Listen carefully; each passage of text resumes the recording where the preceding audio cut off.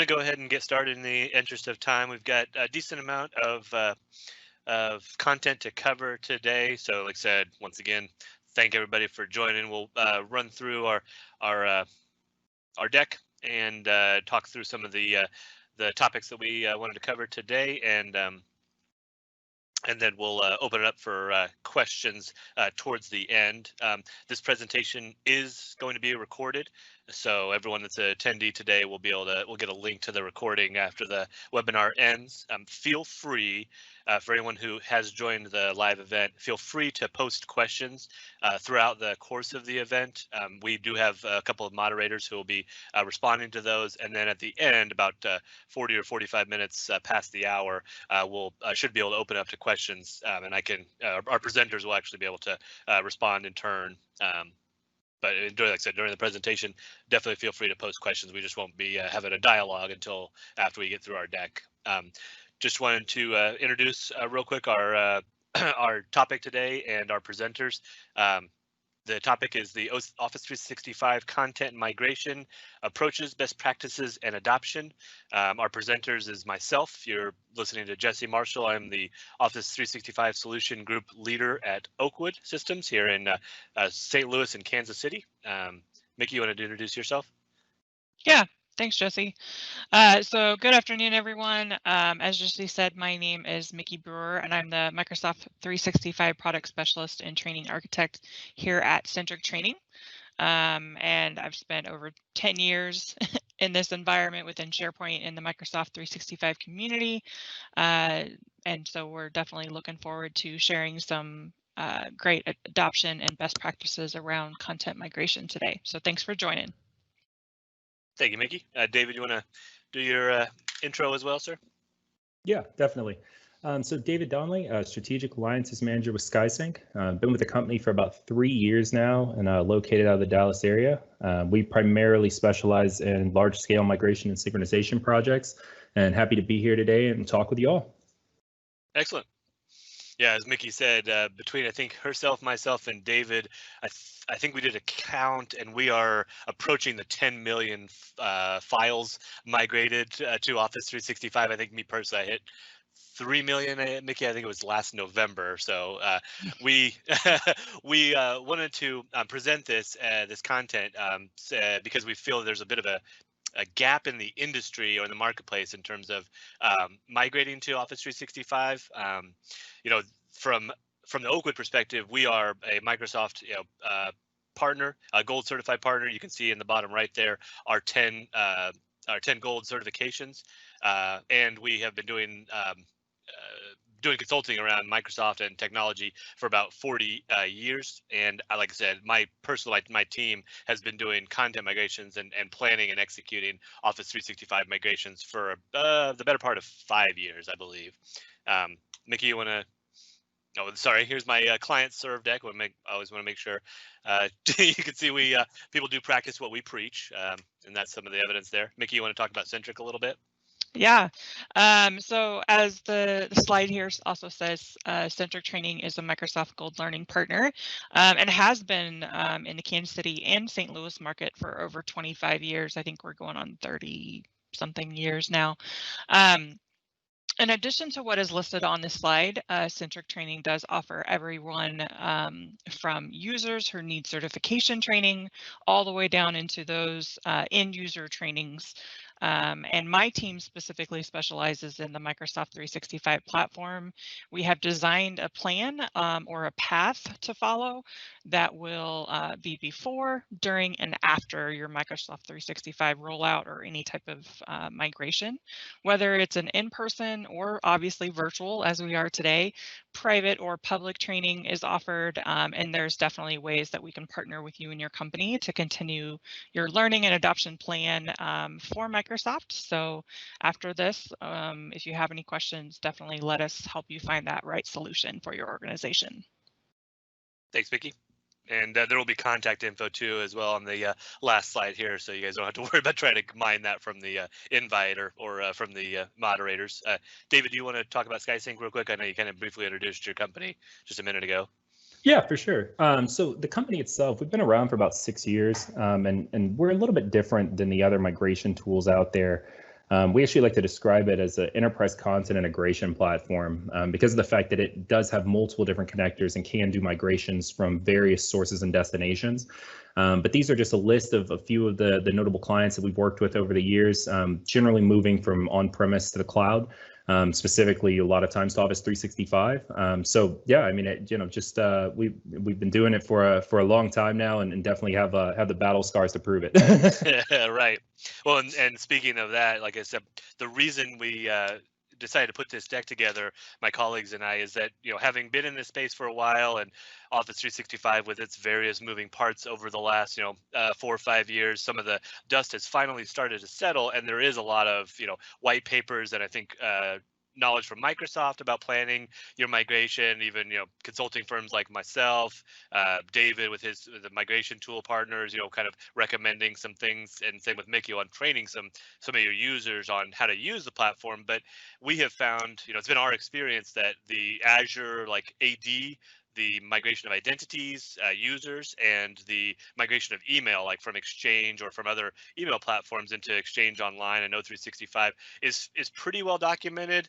But the content migration, kind of the what's next after you get those people up and using it, isn't as well. And even from the Microsoft side or from the third party side. And so what we want to try to give you guys over the next 35 minutes is just the benefit of some of our experience in terms of approaches to content migrations, and also driving adoption during and following those content migrations, because it really doesn't just end with you assigning a license to a user and making sure they have a mailbox. We obviously, within Teams and other the workloads within Office 365, you've got to have content, and where you get that content is becoming less and less, to David's point about connecting file shares and legacy cloud storage providers, and more into getting those files and that content over into Office 365.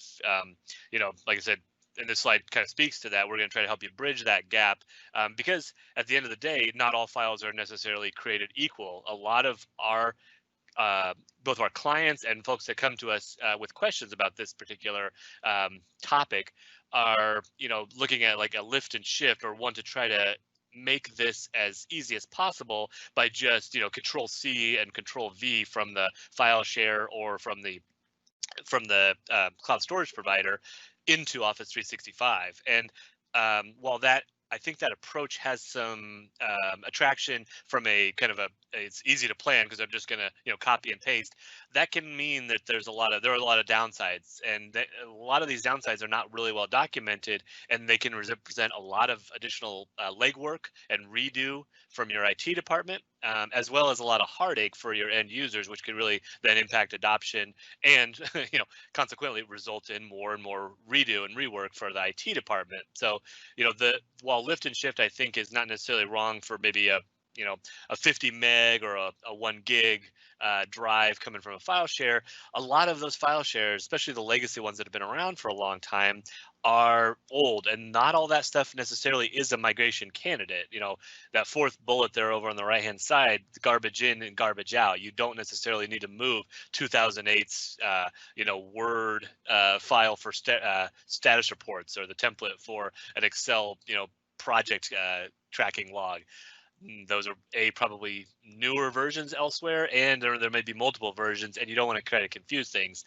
The nice thing about looking at a lift and shift and reevaluating that into more of a targeted migration along the principles that we're going to try to lay out over the next 30 minutes or so, is that you can expedite the time it takes, because if you can reduce your 1 terabyte file share down to maybe just 500 gigs of content, that's going to speed that up. Also, it's going to make it easier for your users to find things after the fact, because they don't have to go search through a needle in a stack of needles for when they're actually migrated into O365. And the change management is also should not be neglected. I know, Mickey, you deal with this a lot. Well, we're talking about a technical exercise here that usually falls in IT shop, and I'm talking about the Office 365 migration. This is really a user-driven process. You're giving folks a new way to do their work, especially in the current environment where folks are starting to return to work, but many people are doing kind of either half remote or still full remote, or maybe just 1 day a week. The change management, the amount of change that your end users can absorb, definitely should not be neglected. And the content migration, I think, is front and center in that. I don't think that is well documented or well understood. So we're hopefully going to impart some understandings from our side. I don't know, Mickey, if you have anything to share on this side as well. Yeah, I mean, just overall in general, the way that we've handled things, both Jesse and I have come from an IT background as well, and just this whole new modern way of thinking of managing your content. You know, where traditionally it was IT that kind of told you who had access to what folder and all that kind of stuff. And so with that lift and shift, you still you know, you're not changing anything. You're still going to inherit all the same problems that you have today, and possibly even gain some more problems Right. ultimately because of the cloud, Right. You know, when you're not engaging your employees and training your employees in this new software. So, yeah. Yeah, I know David and I have run into that where we'll migrate somebody just kind of in a lift and shift approach for whatever reason. And I don't know if anyone has had this experience yet. If you guys are in your, if my entities are in the middle of their migration or have completed it and looking for some learnings after the fact, but to a person, I would say folks moving from a file share kind of folder, subfolder browsing structure into a web browser from like a SharePoint Online or a Teams, that is, to a person, no one prefers that method. They really prefer the Windows Explorer method. Everyone loves those folders and subfolders, are just used to it. And so if you move and you are moving that into a SharePoint Online and you lose that folder, like Windows Explorer migration, or exploration option, you really can start to speaking of this change management, you can really start to get some revolt from your users, or even worse, like some weird workarounds of like mapping network drives to SharePoint just to make it look and act like a Windows Explorer menu. So hopefully, like I said, we'll be able to shed some light on some alternatives to that, or at least improve that experience. This this slide, I threw this in here only to kind of illustrate a point that there is so many moving parts, and I think even this slide is probably a little bit out of date. You know, anything Office 365 that's older, about 5 or 10 minutes old, it's out of date. But this just shows that there are so many moving parts of O365, and that shouldn't necessarily scare folks or complicate things. When we're talking about repositories within the scope of this discussion, like for content, the content repositories are really just three: SharePoint, OneDrive, or OneDrive for Business, and Stream. Stream is the video, kind of the YouTube version of Office 365, where you can house your large files that are videos without having to chew up some of your SharePoint space, because I think on that last slide, it was called out that cloud storage is not unlimited. You can't take a 17 terabyte file share and just move it into SharePoint and expect not to incur some additional licensing fees from Microsoft, because they're going to treat you like a cell phone plan and you're going over your data limit there. Okay, so how do we do a content migration plan, or what's an approach for planning a content migration to O365? It really comes down to what we feel are 6 kind of key pillars or aspects that we're going to try to illuminate here over the next couple slides. They start with inventory, source to destination mapping, developing your policies, because you want to try to do that before you start migrating, so you're not trying to do rework and or ask users to learn your Infosec policy at the same time they're trying to learn the new locations for all of their cheese. You do want to try to draft a governance plan. Of course, select a migration tool, and that's why we have David on the horn as well to speak to some of those aspects. And then once you're done with the migration, you want to inspect what you expect. And there are a lot of really valuable tools in O365 now to see what the usage and adoption actually looks like. And I'll let Mickey speak to those here towards the end of these content migration slides. So just to review, the step one is, in my mind, the most important is inventory. Take stock of what you know you have, and you typically are looking at your file shares. I think to David's point earlier, that's typically where most folks are coming from, or at least a large component of the source material. Personal drives, like folks definitely have stuff on their own computers, especially your C levels that may need to move into O365 into various places. Also, your marketing department and HR may have some stuff in various drives that aren't necessarily in file shares that need to move into O365, and your SharePoint on-premises environment. You've got Also different types of documents, and this is where taking inventory really can serve you well, because not all files are created equal. You would, of course, your Office files, like anything with a docx or a, an XLSX files, are going to move over PDFs. But media, PSTs, things that are like iTunes libraries, personal folders, old files, say, anything older than 2010 might be a little bit stale. And then things like installers, ISOs, EXEs, while those could be in SharePoint or in O365, they're typically very large files, and they're usually the purview of IT, and it may be a better where we move those to a I don't know, like a drive somewhere that IT has, and then you need to open a ticket for. So some of those files are not, like I said, not necessarily migration candidates, and we want to try to take stock of what we have and where. And then this point too, I put this here because shadow IT is always out there, whether you know it or not. What you don't know you have may also be just as big, or even more concerning than what you have, what you know you have, because since folks that are now in the workforce have grown up with things like Box, Dropbox, G Suite, if they weren't able to do a file sharing, or if they have a third party, I'm thinking here from like a marketing department, maybe sharing design files with an outside vendor or a business partner, like in a B2B situation, a lot of times those folks will just spin up a Box account or a Dropbox account, put them in there because the sharing is so easy. You can share via link. And while that is certainly, acceptable, you got to make sure that all of that content is being managed. And if we need to migrate it out of those providers into Office 365, they want to make sure you take account of that and include that in your plan, because regardless of where your content is living, it's still your responsibility. GDPR regulations don't state that if it's in Office 365, it's subject to GDPR, but if it's in Box or G Suite, oh, don't worry about it. Your content is still your content, and where you can consolidate it and build your policies and governance around it, the fewer locations, the easier it is to kind of drive that governance. So other cloud storage providers, personal hard drives, that kind of stuff definitely needs to be taken into account as you're building your inventory. Once you've got your inventory created, then you've got kind of almost I wouldn't say overly simple exercise, but it can be as simple as just an Excel file with one column of sources and one column of destinations. And, you start mapping, okay, here's where we're going to move the stuff that's in the M drive top level folders, and here's where the P drive is going to go.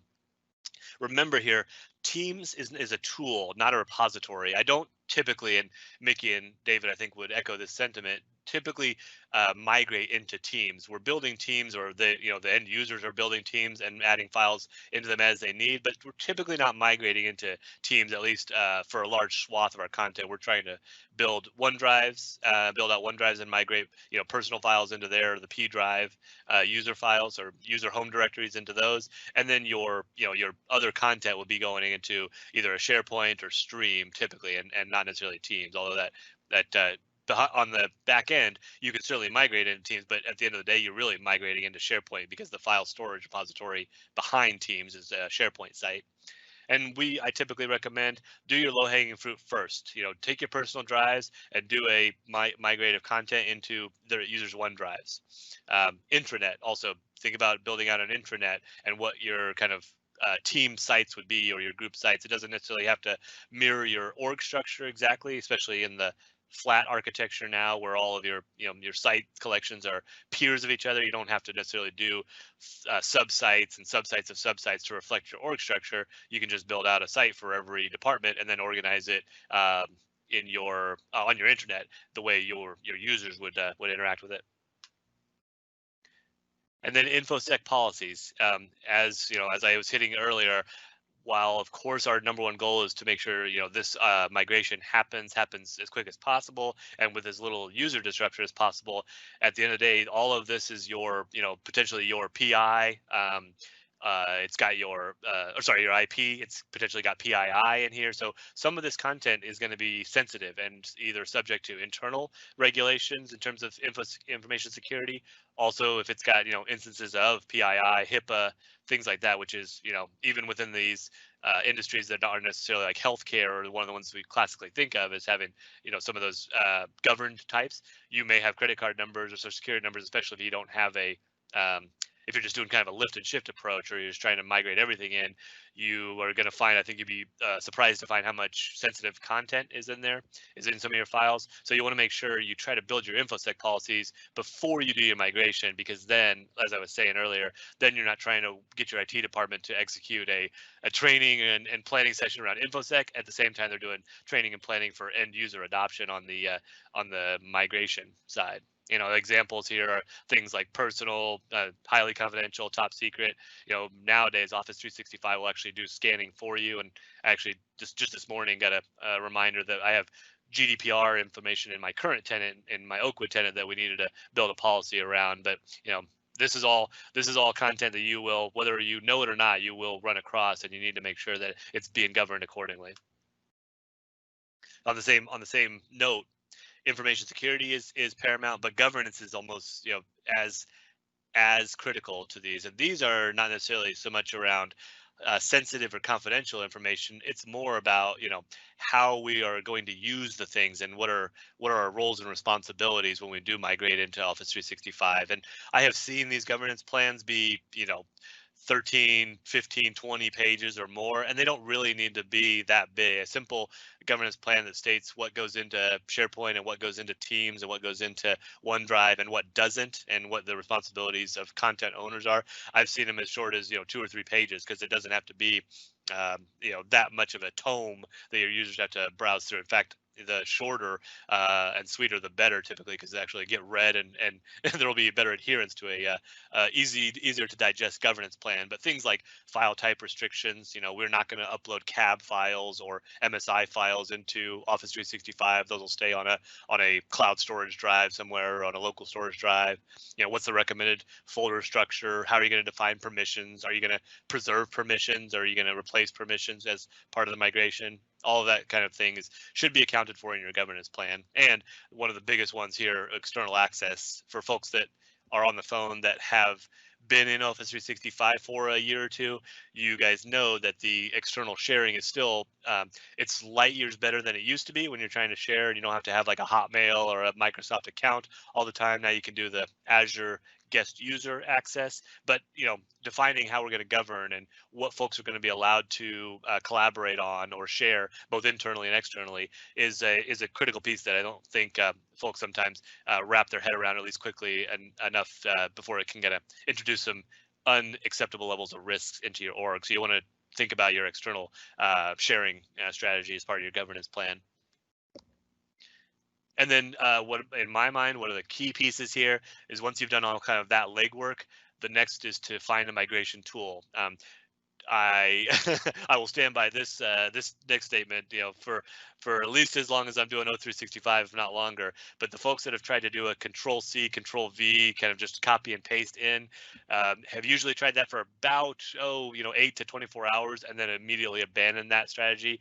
The good thing about the migration tools is that they're out there now. They can usually perform migrations from some of your standard, you know, like your file shares and your SharePoint on-prem. I think what separates the migration tools that are out there, and I, you know, off the top of my mind, I could think about a half dozen that are in this space and that are regarded as, you know, key players. The thing that separates them is their ability to do analysis as part of the planning. So, you know, what files are in this location, because you don't want to have to go browse through folders and subfolders to figure out how many Office files you've got that are older than 2015, or how many unique permissions you've got. So some of these the migration tools that are worth their salt have got an analysis tool that tells you what content you've got. They also should be able to forecast, help you plan and anticipate how long a migration is going to take from a source to the particular destination. And then you also want to make sure that you pay attention to the licensing details. Not all of these are licensed the same way, and David will speak to the way that SkySync prices their tool, but per user, per volume can make a big difference in how you're gonna, you know, fund your migration. So like I said, I think the key takeaway here is the migration tool is, in my mind, is absolutely necessary, even for just the, you know, the what you call a quote unquote kind of simple migration from like a user home drive to a OneDrive. but the extensibility, the functionality that these migration tools can bring to your migration project can really make the difference between a successful one and one that starts to go south and get off in the weeds. And that's what we're trying to avoid here. I don't know, David, if you want to talk to some of SkySync's capabilities here a little bit, I can give you the mic for a sec here. Yeah, I mean, I think you were doing a pretty good summary. But the primary objective and the thing that I think we see most of our clients struggle with is the analysis piece. Knowing exactly what's in your source platform, how much content there is, what file types there are, because a lot of times you've been using these network file shares or a different cloud platform for months, years, and have stored a ton of information in there. But when you're looking at actually moving it all, some of that stuff can just be put inside of cold storage, so being able to do that analysis beforehand and making sure that there aren't going to be any hiccups when the actual migration starts, that definitely I think is the biggest thing to keep in mind when looking for a tool out there.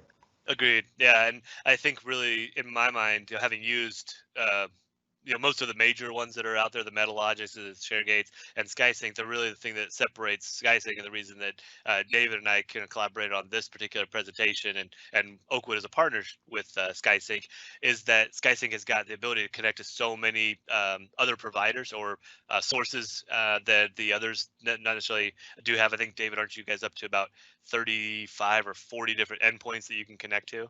Yep, exactly. Yeah, and the speed too. SkySync being a cloud migration tool. What was the record, David? Was it 3 terabytes or 4 terabytes that you guys did in one night, one time? It was pretty crazy. We've done 60 terabytes before in a 60. day. Yeah, 60 in a day. But getting a few terabytes an hour is pretty routine. Yeah, and that's not common. Just for anyone who's been in this space and done some analysis, you probably understand this better than the ones who haven't. But for the folks who haven't been down this, the ability to execute your migration quickly. I'm fine with taking some time to do your planning, and actually I like when we do a couple of weeks or even a month or two's worth of planning to make sure everything is going off without a hitch. But because business is happening, not just 8 to 5 anymore, more like 5 to 8, especially with the people working remotely now. While these files are being migrated, there are changes happening and new files coming in. And so the shorter you can make your migration window, the easier you can make this. You don't have to do multiple iterations of your migration, and that can really be a game changer, because the last thing you want to do is have a user or a user group say, well, I see some of these files, but the ones I was working on yesterday are not reflected, or we just uploaded the budget for 2020 and it's not in the destination platform. And so the quicker you can do your migrations and shorten that window from when you cut your users over from the current platform to 365, the better. Yeah, and I just want to add really quickly to that, based on from the adoption standpoint, when you're talking about engaging your employees and really, there's not a lot of ways that you're going to get around during a migration not having your employees working in 2 different systems, at least for some point of time. Yeah. Obviously, the shorter the better, right? But what really sets SkySync apart from other migration tools is the fact that it's almost a good thing that your users can work from 2 systems that are ultimately showing them the same content, because it's syncing it back and forth, which, as far as training and adoption, that's a game changer. Jesse and I have spent many years migrating before we knew SkySync existed, and it's literally cut, I don't know, I'm sure Jesse will agree with me, but it's cut that process and that just the whole process of the migration in half, if not more.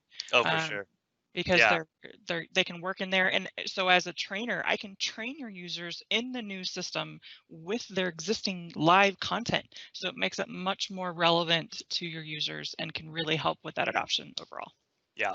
Yeah, if you can't move your 2 terabytes over a weekend and make sure your users are out of there, which is usually the the rule and not the exception, that we're going to be doing this over the course of maybe a day, multiple days, or over multiple weeks.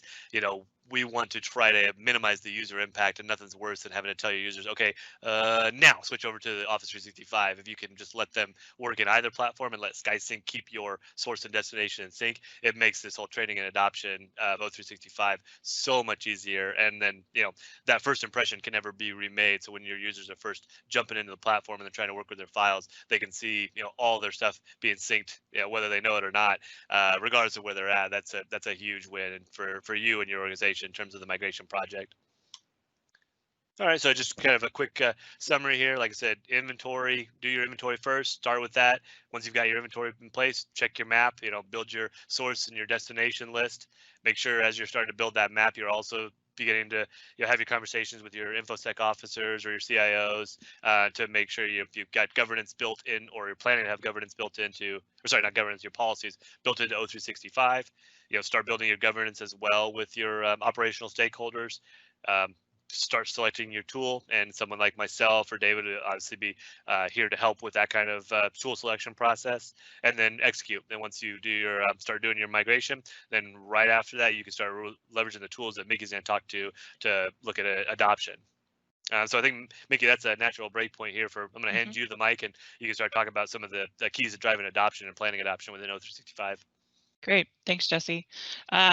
So really, as a kind of a certified MSAS, which just stands for Microsoft Service Adoption Specialist, adoption in general is a topic that I have a lot of passion around, because as much as I've been in technology and as long as I've spent in this IT world, really what it comes down to is the people of your organization. They're still there.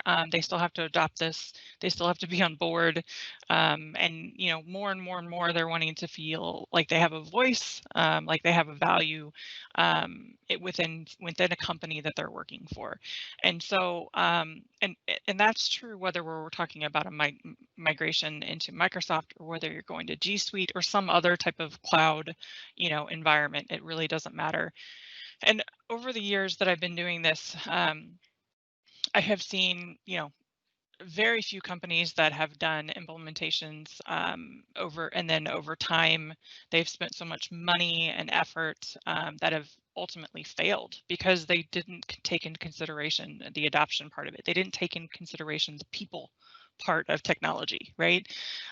So through this adoption plan, you can empower your employees, you can help them provide that value and that responsibility that they have, and which will all kind of roll up into having a voice within your company. Because as much as you plan and plan and plan, there's always going to be parts when it comes to the day-to-day activities that your employees on the front line know about that you won't know about. And those can cause hiccups, whether it's immediate or whether it's down the road. And so remember that your people, they drive your company. And it's also one of the reasons why we're coming out of this age and realizing that, hey, shadow IT is a huge thing. And it's a problem, right? Because you're not secure, you don't necessarily have access to the content that you should own. And it's because of the people and not being able to provide insights or their thoughts around, the different technologies and maybe why it doesn't work for their certain situations and things like that.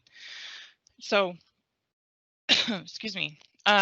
So just looking from this, what I've created here, if we look at a traditional migration, and migrations within any type of cloud software, we kind of break it down into 3 buckets.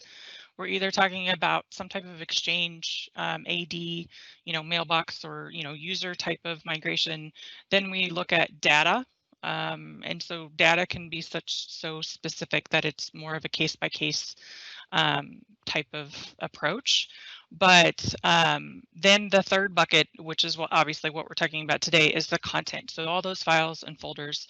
And throughout the years, we've come to learn those best practices and how they integrate with adoption planning throughout the entire roadmap that your company is on at this point. So some of you are probably at the beginning of this roadmap.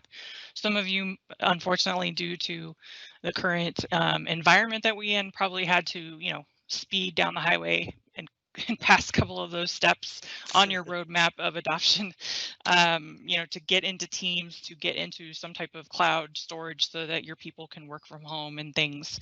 But that's okay, right? I mean, the great thing about, I think, what Microsoft 365 can provide is a very adaptable type of piece of software. So no matter where you're at within this roadmap, whether it be before, during, or after, or, all three of those processes, to raise the success rate of this, ROI, this platform that you've put so much time and effort into, adoption is a huge part of that. And so we start out with this acronym. Microsoft has a program that's called the Microsoft Champions, where I get some of this information, and then some of this information is just coming from Microsoft best practice, as well as my own self and Jesse and David's best practices. So we've come up with this acronym that's called DRIVE. Ultimately, it stands for Discovery, Roles, Inform, Values, and Empower. And so these topics do align with both personally and with my experience, as well as Microsoft in general. And so when we talk about D, the drive part of the adoption, it's, we're trying to find the discovery part of it. So Jesse had mentioned this. I kind of relate this to his inventory side of it. So we're looking at our discovery, but we're not just discovering content. Now we're discovering what is, the goals. What's that roadmap look like for our company? Where do we want to be at the end of this? Governance. He's talked about governance and security. I think that's a huge part in this adoption plan, and making sure that you get buy-in from across your company. Different departments work different ways, and you want to make sure that you've kind of captured all the little, exceptions to the rules that you can to mitigate any type of risk or issues that might come about. How do your users, are they going to be able to share their files? Can they make phone calls through Teams or something? What is those security policies? All those kind of things that Jesse's kind of already talked about in some of the previous steps. We also look at those on the adoption side of it as well. And that's when we can start to make some of those decisions. So once we start making those decisions, on our next slide here, then we start looking at, okay, so we've made some decisions. Now let's define the roles of who is going to be a part of this adoption plan. And, adoption planning, and I'm looking at this as kind of a content migration plan and adoption plan as almost all the same plan. Okay, so these roles will be both coming, from a technology perspective, but also from a people's perspective. So we have established, our executive sponsorships. If you don't have buy-in from your, top, then it's not going to filter down the rest of your, the rest of your company. And so making sure that your leadership is vocal and on board with this change, and pushing out those announcements and pushing out that communication is key, and making sure that the company, the people inside that company are like, oh, hey, my manager is always talking about this and he's on board, or the the CEO is really excited about this or something. So if you can promote that type of mentality, then it's going to flow down into your frontline workers all the way down. Success owners, we need to make sure that we're accountable for this, measuring, and being able to figure out whether this migration and this adoption plan was successful. Obviously, we want the ROI. We want to figure out what it was that we got out of this whole thing, and however long it takes us to get through it, whether that's a month or 2 years or whatever. We want to be accountable for that, and there's accountability again from a technology perspective as well as from a people perspective. So we want to make sure that we know who is the owner of that, and who's managing that.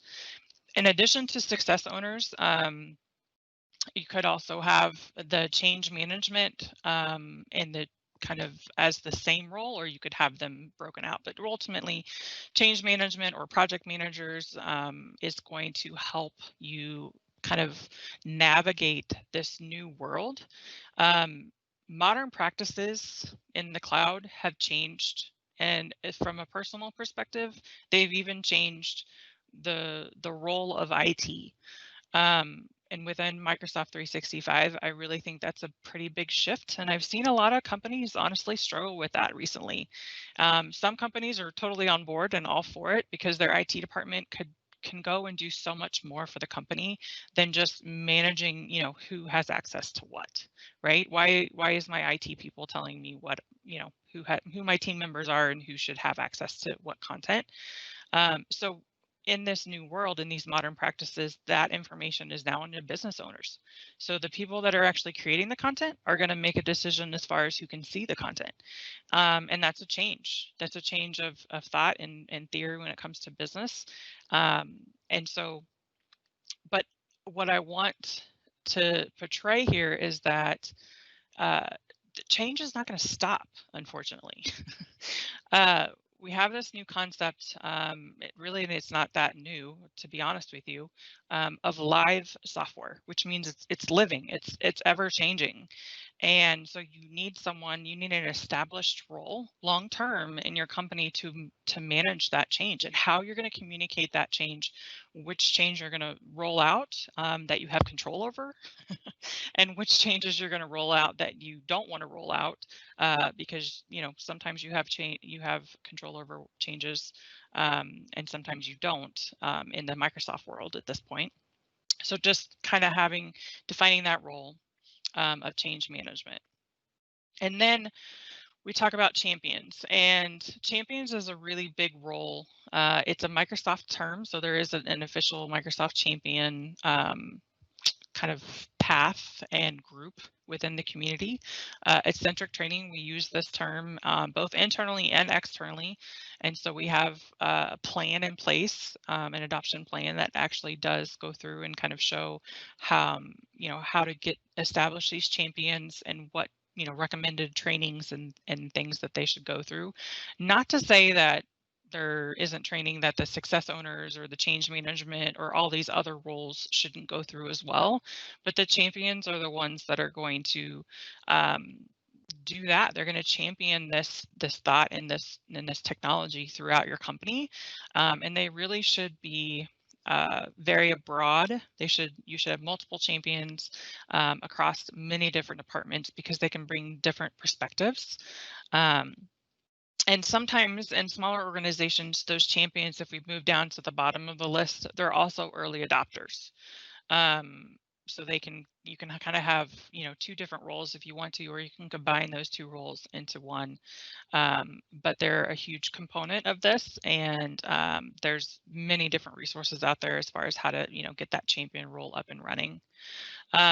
Communication and obviously a technical expert, right? We're not saying IT isn't a part of this, and they are. They should definitely be an integral part of all the decisions. And whether that's your own department or whether you're going to partner with a consultant, and really, even if you have an IT department, there's still I believe that there's still a big need for like a consulting partner like Oakwood, just making sure that you have this technical expertise on staff that can help guide you. And then your IT department can go and actually facilitate what it is that, that you've come up with. And then all throughout this communication. So you want to make sure that you're communicating throughout all the different steps of the adoption plan, because again, it goes back to people, goes back to making sure that they feel like they have, a voice in all of this, and that you're empowering them to, to move forward and adopt this, this new software. Okay. And on that role, as we identify who's going to be those communications, and we move on to the inform, which is our next slide here. So once what we're going to help define what this communication is, and how we're going to roll that communication out. And there's many different ways of doing that. And there's obviously a lot of thoughts around adult learning, and the best platform to do that. At Centric, we actually believe in all three types of learning, so face-to-face, self-paced, and documentation. And we have tools and tons of ways that we can facilitate that training in all three aspects. And so we make sure that that is a part of our adoption plan that we provide to you, because everyone learns differently. And the good thing is that we've adapt our content with the ever-changing world of Microsoft. And so as new features roll out, as new things come out, our content and our classes and our guides and things that we are creating also are getting updated as well. And so we can help you even facilitate or create some of that content. And I know that a good partner in consulting like Oakwood can also help facilitate or kind of develop some of that communication, whether that's emails, whether that's newsletters, whether that's using Yammer or something along those lines, to just kind of give everyone the roadmap, the time frame, what their expectations are. Really, how this whole migration is going to happen, so that it can be the most successful, moving forward. So when we look at all of the, discover, roles, and inform, then we move into our next slide, and that is values. And again, if you can see, it's kind of weird. Jesse and I created these slides, and he created his steps for content migration, and I created my steps for adoption. But really, a lot of the steps are very similar. It's just he's talking about the technology and I'm talking about the people. And together they create the most successful way of, rolling out Office 365. So values for us is defining those metrics that we discovered and they identified as far as who's going to be that successful owner in the roles above, and then working with those reporting tools, some of which SkySync actually includes, right, in that, and so that we can see what the value is that we're getting out of this, and seeing, maybe if there's a department that isn't using SharePoint or isn't using Teams, it will help us identify that, and then we can go to that group of people and saying, okay, what can we do as a champion or as a success owner or even as an executive sponsor? What can I do to help get your team up and running on this platform, and how can we adjust things as needed, and what is it that you think that it's not doing for you, and just start having all those conversations, right? Because there's always reasons why. Some of which are within our control, of making changes and adapting, and obviously some aren't. But wherever we can, we need to make sure that we are getting the value out of what it is that we're using here. And then I'll say it again, as I've said it again many times throughout this adoption plan, is on our next slide is the last part of this kind of. I want to even say that this kind of wraps around all of the other steps, is the empowerment. It is the people that are in your company that's going to make this successful or not. And putting time and effort, and encouragement into those people are going to make that software and that technology much more successful. Empowering your executives, empowering your champions, empowering all of your employees, giving them what's with them, right? So what's in it for me? And a lot of that's obviously going to be productivity, right? How can I make my job easier? How can I make it more, time efficient, and all of that things? And then being able to self-serve. So when I need something as a user, I know that I have the responsibility and the empowerment to go and get it, right? So if I need to add a new team member to my teams, I can do that myself. I don't have to wait for IT to do that. So just making sure that your governance plan, your security, and this adoption plan, it does lay the framework for this empowerment of your actual people within your company, because it is a life cycle. It is this isn't going to change. In fact, changes are going to keep happening. It's going to keep growing. We're growing at a much faster rate than we have in many, many years. I know there's a lot of statistics and things around there. If you think just back to where we were at 10, 20 years ago and what we've accomplished in just even the last 5 years, well, take that even more so. What have we done in just the last few months because of what's happened in our world and how we've had to adapt and just, grown together as human beings, and thinking about where we were at come January and where we're at today is just, astonishing, and wonderful to think of. So Jesse, I don't know if you want to add anything to that, but I mean, yeah, I think the thing for me that I'm seeing is IT is being asked to do more, and especially with the economy now, often with less. I know that with the clients I talk to, the budgets for IT are being slashed, or even for the entire company are being slashed, but the objectives, the business objectives, are staying the same. So it's like figure out how to get this done on a shoestring, or empower your people. So the more you can, to Mickey's point, the more you can drive some of these responsibilities out of just the IT part of the organization and share them with IT kind of being the vanguard or setting the boundaries kind of as the governance, information security, kind of change managers, then, they let the actual business units actually execute. The tools that are available to them allow them to do that and allow IT to do that. It's whether or not your organization can adapt and to what degree you can adopt this. So I think Mickey's, her point to the driving adoption and this whole strategy of the DRIVE acronym, I think speaks to the way you can facilitate that, increasing IT's ability to or I should say even just IT, but your organization's ability to adapt and to make this technology change into more of a people change. Because I think, I was looking at their slide on when you're talking about the roles, the executive sponsor on if you're changing, an email platform from like Postfix over to Exchange, okay, like, yeah, the CEOs and CIOs, CFOs, they don't really care as long as their email keeps going. But if their end users cannot, if your end users cannot access files, or everybody's working on the wrong version, that is a major issue that is going to bubble up. And that is something that, like I said, is not a technology change, it's a people change. It just happens to also correspond to the switch to O365 or M365 that I think a lot of folks, if they had that realization hasn't dawned on them yet, it's starting to. Definitely. Yeah. Well, guys, that's the conclusion of the meat of the presentation. I really appreciate everyone attending. As I said at the top, this presentation is being recorded, and we'll make sure we distribute a link to the recording subsequent to this, hopefully later today or first thing tomorrow.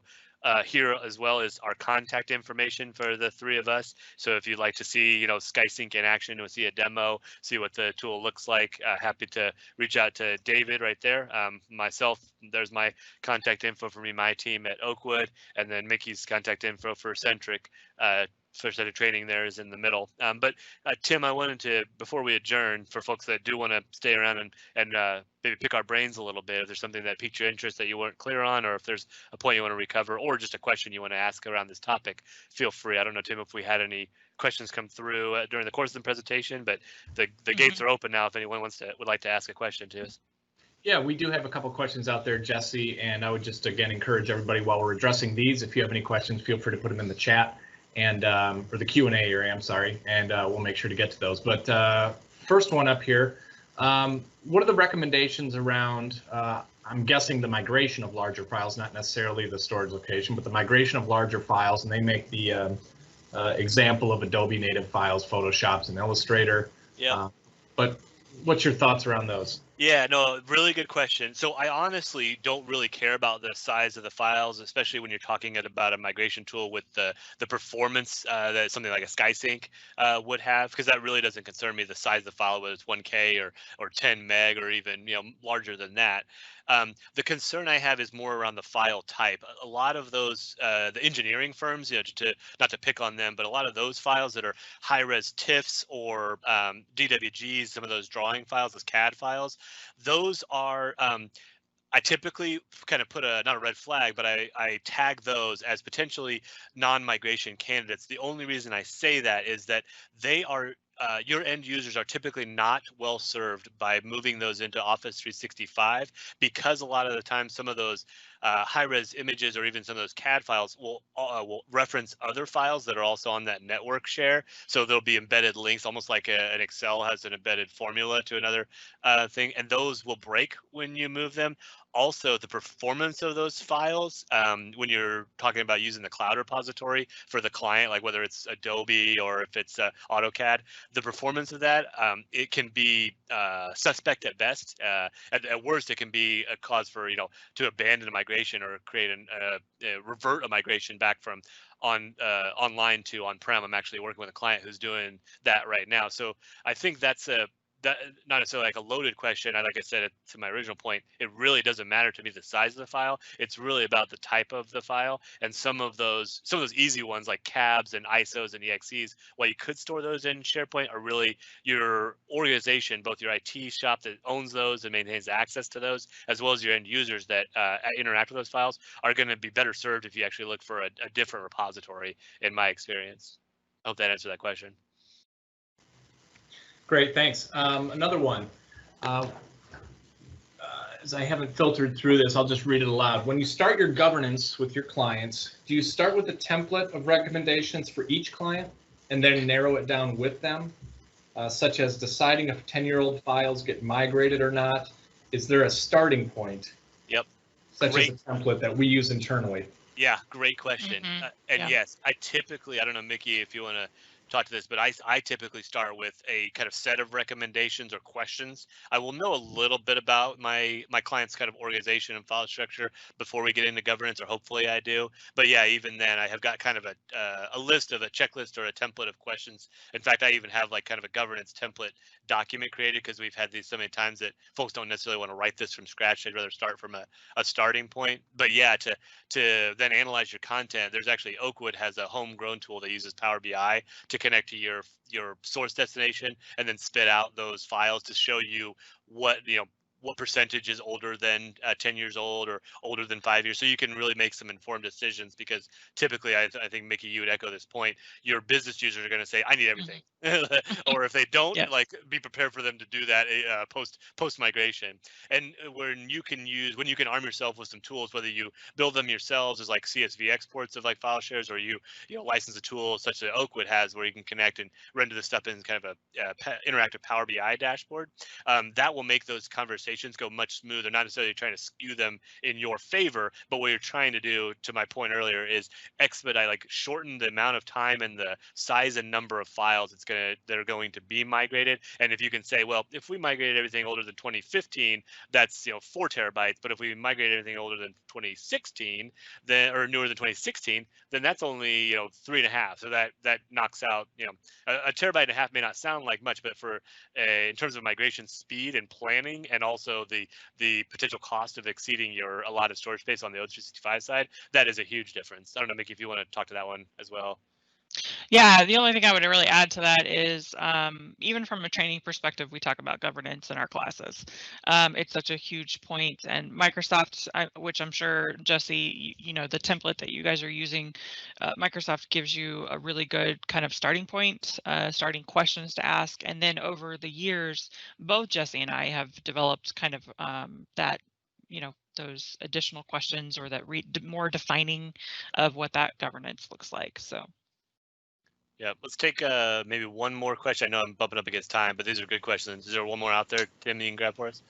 Yeah, good timing. Just one more left out there. Talk about video storage and stream. Is that where all video should be stored? And what is the connection to SharePoint as far as access to those? Yeah, great question. So I'll take the second part first. Connection to SharePoint is typically, once you've got the content into Stream, you can then curate it into channels, or not if you don't want to, and do some tagging. But then you can embed that within SharePoint on a page via a Stream web part. And someone like myself or Mickey would be happy to show you how to do that. In terms of moving into Stream, it's not necessarily a requirement. Microsoft is certainly going to tell you there's no file restriction of moving it into SharePoint, but I would say anyone who's tried to deal with video files in SharePoint. The user interface is a little rough. You'll get like a thumbnail, but it's going to make it look like a file. Really, SharePoint's bread and butter is, you know, your Office documents and PDFs, your documents and folders. So interacting with those is possible, but it's much friendlier from the stream perspective. And what I think is the real deal breaker in terms of moving files over is that when you move the files to stream, they don't count against your cap on your SharePoint storage limit. Right. Yeah. Great question, though. That's all we got, guys. Perfect. Guys, once again, I wanted to extend a huge word of gratitude to my co-presenters, Mickey and David, and to also everyone that's on the line. Tim Haxman from our marketing department over here at Oakwood has been our presenter and our host today. So also want to take my hats off to Tim. Really appreciate that. If you guys have any other questions, do not hesitate to reach out to any one of us or the three of us. You've got our contact info or reply to the meeting invite. And like I said, you'll also be getting a follow-up email with a link to this presentation today. So with that, we'll all go ahead and adjourn and wish everybody a safe and sound rest of the day. And we'll look forward to talking to you.